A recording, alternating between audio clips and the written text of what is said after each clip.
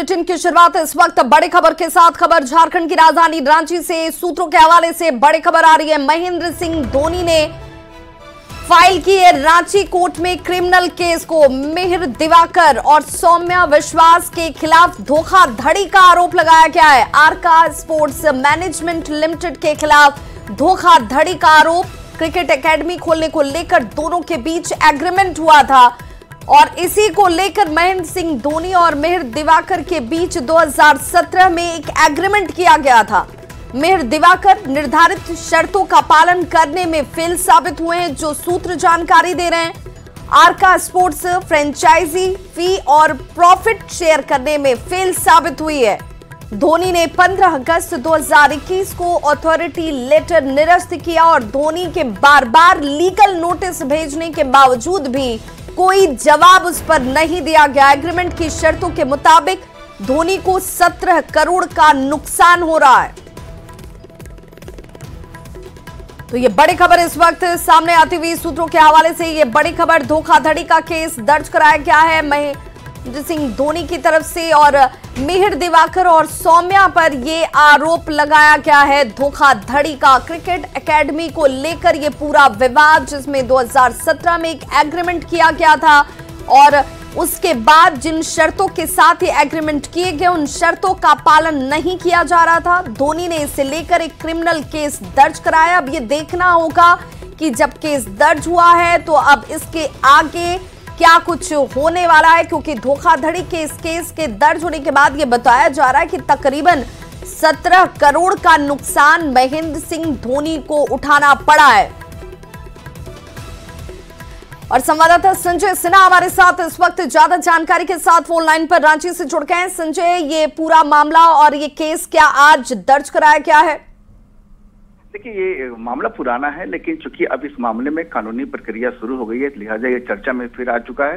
लेकिन आपको बता दें कि ये जो एग्रीमेंट है, एक्चुअली मिहिर दिवाकर जिन पर धोनी ने केस फाइल किया, मिहिर दिवाकर भी एक पूर्व क्रिकेटर रहे हैं और धोनी से उनकी पूर्व में काफी अच्छी दोस्ती थी। दोनों साथ में क्रिकेट भी खेले हैं। लिहाजा उस समय जब धोनी एक बड़ा नाम बन चुके थे, तो बड़ा नाम बनने के बाद चूंकि धोनी ने जब क्रिकेट से रिटायरमेंट लिया, रिटायरमेंट होने के बाद जब बाकी धोनी ने कई जगह पर क्रिकेट की कोचिंग भी खोली और मिहिर दिवाकर के साथ उनकी चूंकि शुरू से ही अच्छी दोस्ती रही है, लिहाजा दोनों कंपनी के बीच एक एग्रीमेंट हुआ था और उस एग्रीमेंट के मुताबिक ये 2017 में एग्रीमेंट हुआ था कि क्रिकेट कोचिंग खोलने को लेकर के और क्रिकेट एकेडमी खोलने को लेकर, चूंकि धोनी एक बड़ा नाम थे, लिहाजा ये कोर्ट में जो इसमें जो दिया गया है उसके अनुसार ये था कि धोनी का नाम जो है वो नाम दरअसल वो बेचा जा रहा था, जो कि एक कहा गया है। और इसलिए धोनी ने इस पूरे मामले को लेकर के कई बार लीगल नोटिस भी जो आपको है मिहिर दिवाकर और सौम्या विश्वास उनके खिलाफ लीगल नोटिस भी कई बार भेजा, लेकिन लीगल नोटिस का कोई जवाब नहीं आया।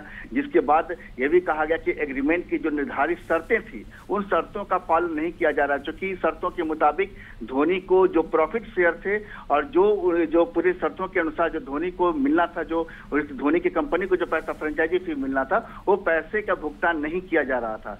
जिसके बाद आखिरकार धोनी ने एग्रीमेंट की शर्तों के मुताबिक जो है कह सकते हैं कि जो लीगल नोटिस का जवाब नहीं मिला, तो 15 अगस्त 2021 को जो अथॉरिटी दोनों की ओर कंपनी की ओर से किया गया था उसको धोनी ने अपनी ओर से निरस्त कर दिया। और जब अपनी ओर से निरस्त कर दिया, मतलब कि अब इस कंपनी से, इस एकेडमी से धोनी का कोई लेना देना नहीं, उन्होंने अपना नाम उससे हटा लिया।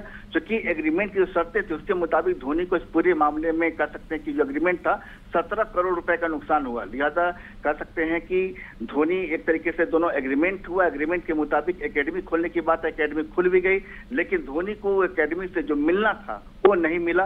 लिहाजा इसको लेकर के रांची सिविल कोर्ट में ही जो है क्रिमिनल केस जो फाइल की गई थी पहले, अब उसमें कहा जा रहा है कि इसमें जो सूत्रों के हवाले से जानकारी मिल रही है कि अब इसमें कानूनी प्रक्रिया जैसे जैसे आगे बढ़ रही है, चीजें और भी छनकर सामने आएंगी। जी, क्या मिहिर दिवाकर की तरफ से कोई प्रतिक्रिया सामने आई है इस खबर के सामने आने के बाद? जी बिल्कुल नहीं, चूंकि जैसा मैंने कहा ये पुराना मामला है, दोनों की ओर से कानूनी प्रक्रिया काफी पहले लंबे समय से चल रही है। मिहिर दिवाकर चूंकि रांची में नहीं रहते हैं और हमने कई बार मिहिर दिवाकर से संपर्क करने की कोशिश की, लेकिन फिलहाल उनसे संपर्क नहीं हो पाया। लेकिन ये जैसे जैसे कानूनी प्रक्रिया आगे आएगी, चूंकि डॉक्यूमेंट्स में दोनों अपना पक्ष रख रहे होंगे क्या है, लेकिन अभी तक पब्लिक डोमेन में चीजें सामने नहीं आई हैं और जो चीजें आई हैं वो दरअसल कह सकते हैं कि एक सूत्रों के हवाले से जो जानकारी मिली है उसके मुताबिक तमाम चीजों। बिल्कुल, बहुत बहुत शुक्रिया संजय इस तमाम जानकारी के लिए।